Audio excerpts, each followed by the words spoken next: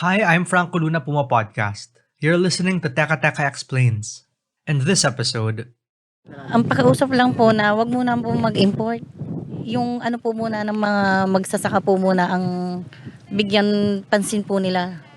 Kasi po napakahirap talaga maging magsasaka. Lalo po pagka wala kang kikitain. Halos 6 na buwan mong hihintayin tapos pagdating ng anihan, wala. Dahil yung presyo bumaba na.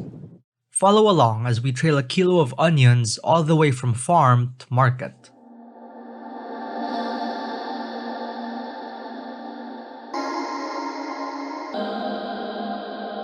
By now, alam na natin lahat kung gaano nakataas ang presyo ng sibuyas. Sabi nga nila, pang sosyal na ang onions ngayon. Per the Department of Agriculture's monitoring, umabot na ng 420 pesos to 600 pesos per kilogram ang presyo ng sibuyas sa Maynila at one point. That's way above the suggested retail price of 250 pesos set by the Department of Trade and Industry. So we decided to travel to the onion capital of the Philippines to get to the bottom of this. I'm in the middle of an onion farm right now here in Bongabon, Nueva Ecija. To my right are sacks and sacks of white onions. Those were planted in November, and the farmers are hard at work packing them now to bring to the buyers and their trading centers. No? On the left naman is a whole field of red onions. Those were planted in January and haven't ripened up yet. No? Here in Bongabon, I realized the onions change hands so many times, mula sa farmers hanggang sa plato ng bistek mo. So we decided to try to buy a kilo at every stop and see how much is added in between. The first person I meet is Rose Ann San Mateo. She's an onion harvester. We stopped to ask her about her work and what she thinks of this onion crisis. Pagka walang kalamidad pong mga 500, 1,000, ganun din po ang inaani. Mga 3 buwan po. 3 buwan? 3 buwan po. Yung puti po kasi inaabot ng 110 days. Ganun po. Kadagsaan pa lang po ng harvest ngayong February. So there's the first problem. Climate change and pests. Now you would think that paying 600 pesos for a kilo of onions means farmers are getting more too. But Roseanne says they don't feel it. Kasi po ang po dito, meron po kami pinakang financer. Kumbaga po, yung asawa ko lang din po yung katulong po dito na nagpapatubig, nagpapataba, ganun po. Kung magkano po yung naging gastos, ilalabas po yun. Tapos kung magkano po yung matitira, yun yung magiging hatian po nila. Ganun po. But who decides the farm gate price? Sa mga buyer po kasi. Kumbaga po, yung mga buyer po ang nag-aano ng mga presyo, ganun. Kung saan po, kumbaga bago po sila mag-ano ng sibuyas, nag-ano po muna sila, nagmi-meeting kung ano po talaga yung lakaran ng presyo. Yun lang po ang alam ko po sa ko po. Pero yun po, presyo na po, 55, 50. Conforme po sa ganda ng sibuyas. That's right, it's up to the buyer's agents and not the farmers. A lot of it depends on the quality of the produce too. Basically, their profits are never fixed nor guaranteed, and there's really not a lot that's within their control. Ang hirap, no? Roseanne says farmers often operate at a loss, especially when prices are this low. There were at least 20 harvesters working the fields when we met her.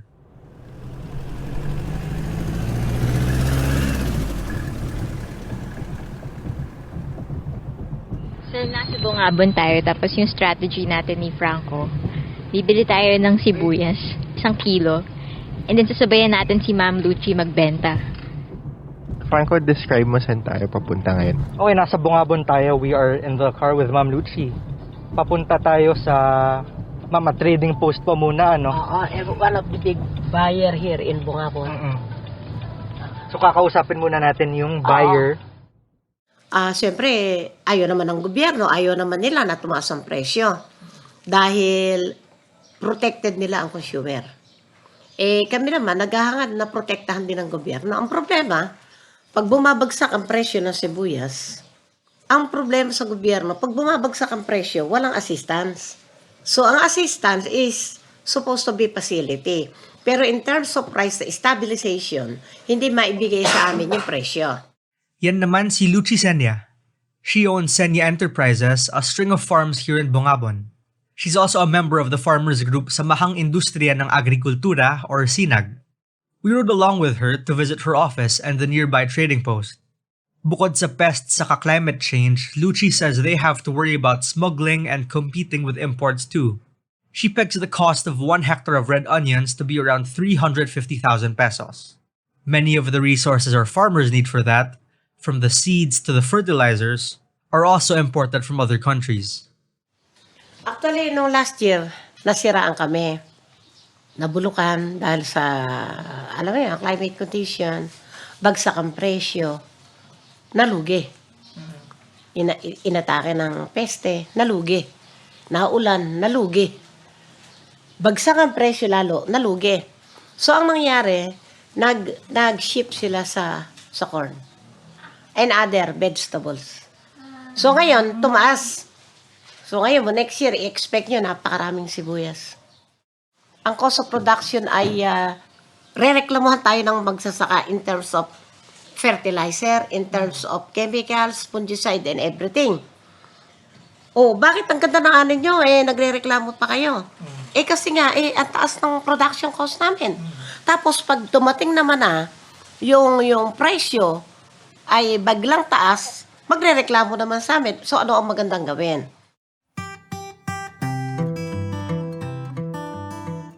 We move on to the next stop in the value chain, the buyers. Here's Erlinda Kabuhat. She's a wholesale buyer of onions who supplies other buyers in Divisoria. We visited her at her trading post. Ang wari, parbahan natin sa 50 pesos. Dos ang ahente. Ang saki nila, 7 pesos. Ang support, 10 pesos. Ang tracking, 30 pesos per bag. Ngayon, pagka na-short ka pa, saan mo kukunin yung kailangan sa patong na 10? Ang natitira lang halos ay 2 peso. Pinakatubo namin, 20 pesos per bag. Para masulit lahat yan, 28,000 bags ang iniimpake nila kada ship. Naturally, they need to pay for workers, those who pack the bags, as well as the agents who are the ones who look for harvests to buy. Since Senya Enterprises is a more established name, traders buy from Lucci for 70 pesos a kilo.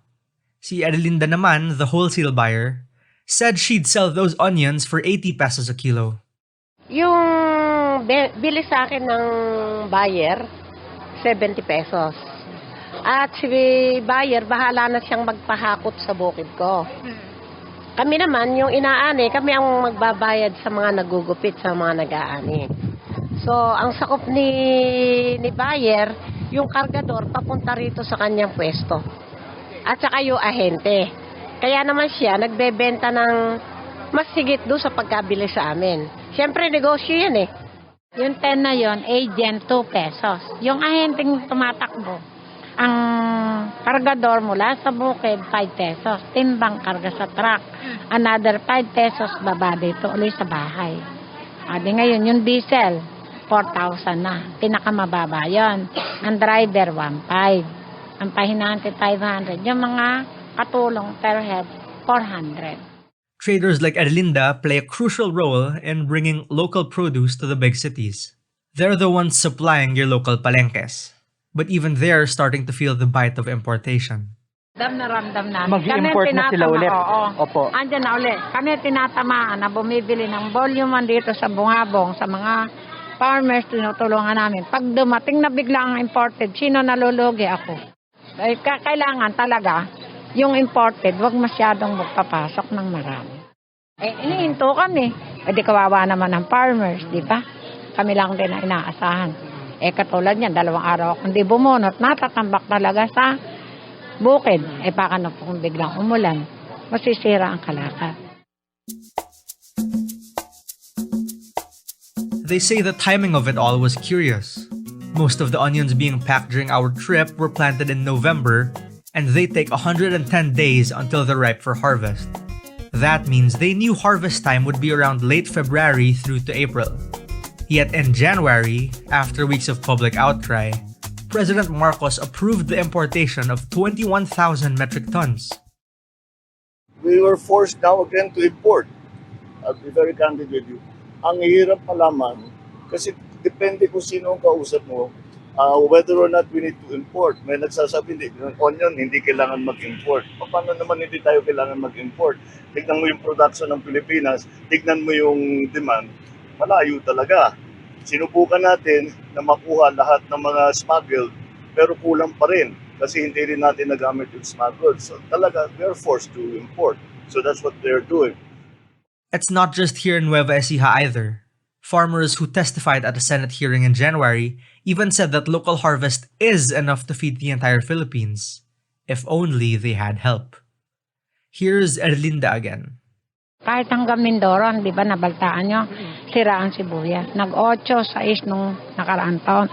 Dito naman alading inani. Kaya malaki ang naging short ng ating sibuyas nung nakaraan. Ewan ko lang itong taon na to dahil hindi ba binaha din tayo. Ulan lang yun na, hindi bagyo. Sa ngayon, hindi pa natin masasabing dahil nakatayo pa eh. Pero sa surveying namin, medyo ma-short ng konti. Hindi siya maani. We're pausing for a quick break now, but stay with us. We'll continue following the onion trail from Nueva Ecija to Divisoria.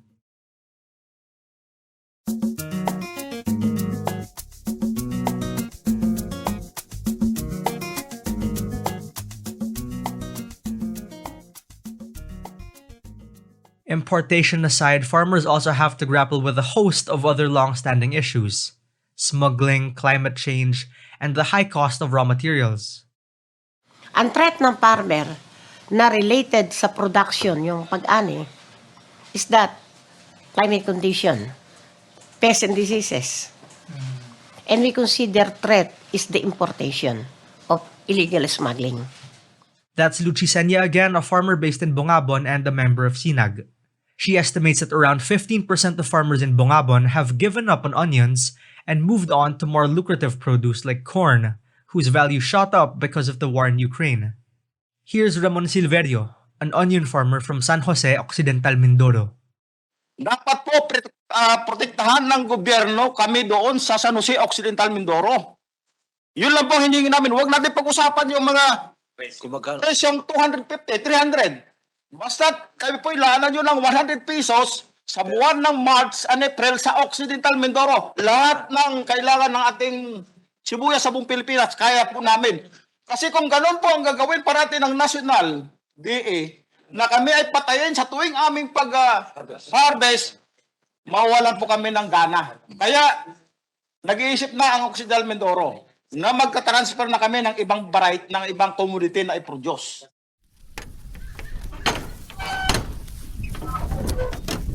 At the trading post, laborers also split the total profits equally once the trader takes the bulk of their share. But at that point, what we were noticing was that before the produce gets to the city, hindi naman masyadong malaki ang patong ng mga middlemen. Siguro tig 15, 20 pesos lang. It's only once the trucking costs are added in that the prices start shooting up. Mahal nga naman ang gas, something the war in Ukraine also exacerbated. And we're talking 207 kilometers from Nueva Ecija to Divisoria.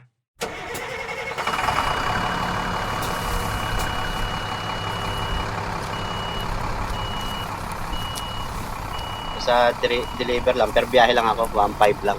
1.5 1.5 ang forward, 1.2 pagka elf lang na maliit. Yan ang fixed rate nyo. Yun lang per biyahe lang sa amin. Sa Divisoria, sila na po ang bahala naman na magkuhan po sa presyo. Po, yun lang ang yung ibibiyahe po namin, kung ano ang presyo lang ng buyer, tsaka lang di-deliver. That's Kuya Erwin Escubio, one of the drivers we hitched with on the way back to Divisoria. Sa mga supot, gano'n, sa pagre-repack, kaya halos inaabot din ng gano'n ng presyo. Opo. Dahil yung pag-deliver, marami rin kasi kailangan na yung mga tao, babayaran, yung driver, kainante, mga supot na ginat, panali. Kaya naabot din ng medyo, kaya yung pagpatong. Drivers like Kuya Erwin typically earn around 1,500 for every trip from Bungabon to Manila, regardless of what's in the back. Again, that's a 4-hour trip spanning over 200 kilometers. Ibig sabihin may toll at gas pa yan. Buti na lang daw RFID ang gamit nila. Kuya Erwin says work is aplenty during harvest season, but it also really depends on the orders coming in from Manila.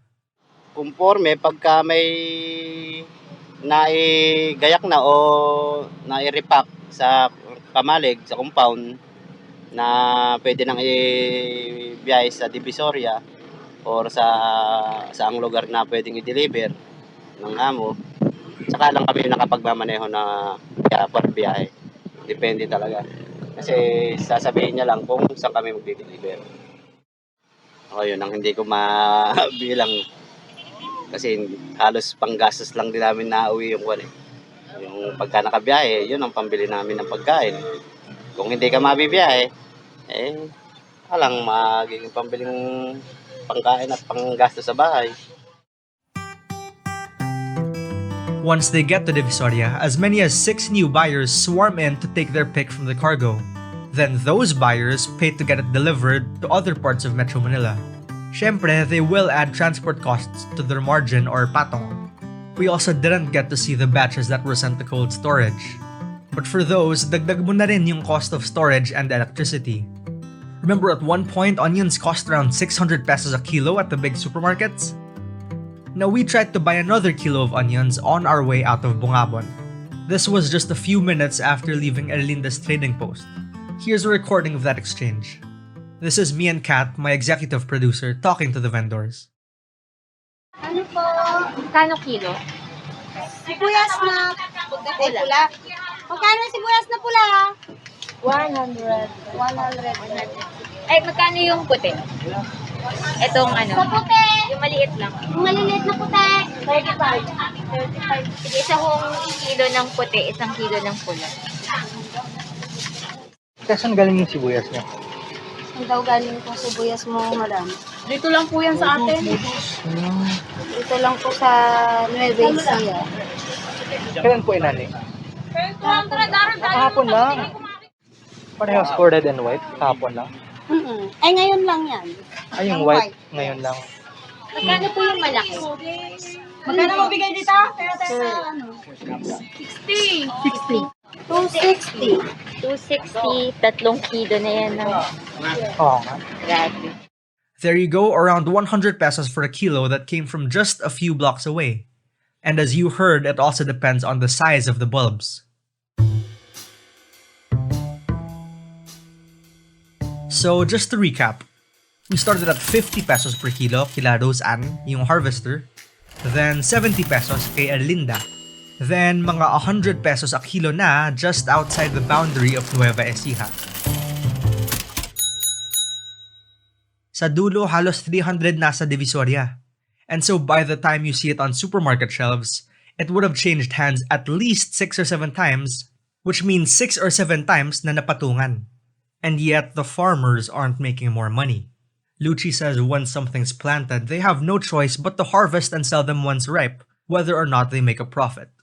So she has an appeal to the government. Ang tingnan nila yung SRP, yun ang bantayan nila. Kasi normally, dito sa baba, normal na mababa lang ang presyo namin at konting kita, iginogo na. Dahil wala naman kaming magagawa kung talagang anihin na yung sibuyas. Hindi namin hahayaan sa bukid na huwag mo munang anihin yan. At mababa pa yung presyo. Hindi namin kaya yun. Kundi talagang aanihin yun sa ayaw mo't sa gusto pag dumating sa takdang panahon. I actually checked a few local supermarkets for the price of a kilo before leaving for our trip to Nueva Ecija in late February. Ayun, tig 500 pa rin. Nakakaluha nga in more ways than one. Just to put that number into perspective, no? The global average is just $1.57 or around 86 pesos and 30 centavos. In early March, prices softened to a little over 300 pesos a kilo for white and yellow onions. But that's because the bulk imports have come in. It's good for consumers, of course, but the people we met at the bottom of the supply chain, sina Rose Ann, Erlinda, and Lucci, they're still doing backbreaking work under the heat of the sun for not much money. Every day. Ang tanging kayang gawin ng gobyerno sa pagtaas ng presyo. Sa produkto namin, produkto lang namin na sibuyas ang pinag-uusapan natin. Importation ang kanilang solusyon. Pero hindi naman dapat. Tingnan muna nila. Ano ba data, ilan ba consumption? Yung consumption, alam na nila.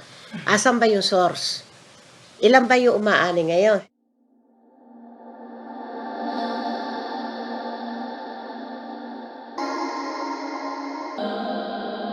And that was today's episode of Teka Teka Explains. Again, I'm Franco Luna. This episode was edited by Pidoy Blanco and produced by Kat Ventura. Special thanks to Carl Sayat for his help in recording during our field trip. If you like this episode, share it with a friend or two. And of course, don't forget to follow Teka Teka and Puma Podcast wherever you listen. At para sa mga mahilig manood sa YouTube, Puma Podcast na rin po kami doon. Just search Puma Podcast and subscribe to our channel. Thanks for listening.